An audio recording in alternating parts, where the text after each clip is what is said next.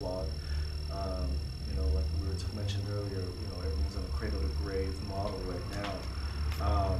Not only that, but there really is no value in recycling electronics. It's really more work than the materials you're getting back. So what's happening is that a lot of collectors, or so-called recyclers who like to greenwash themselves, what's happening is that they will accept all your items with no charge, and all of a sudden what they're really after is the gold and the copper.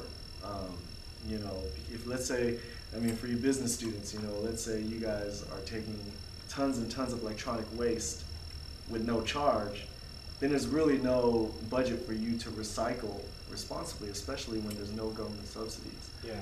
There's no funding, so how are you paying for the recycling of lead, cadmium, mercury? The list goes on. So what's happening is, people are taking, a lot of the collectors are taking the electronic waste. There's two things that they'll be doing: taking the gold and copper, shipping everything else to a landfill that costs money to recycle, or they even take an easier route. What they'll do is they'll take the bulk of the electronic waste and find a broker overseas, somewhere, let's say, for example, China, and what they'll do is they'll sell the bulk just to a broker and not even have to worry about it at all. When you send it over to China, there's no regulation. They don't have environmental standards. They don't have labor codes to protect the people that are working on this.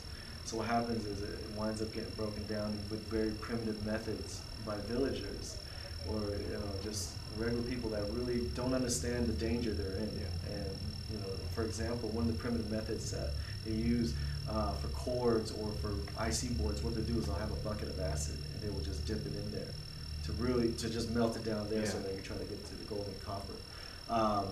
Not only are these recyclers a big cause of the problem, there's also no regulation here in the United States as well.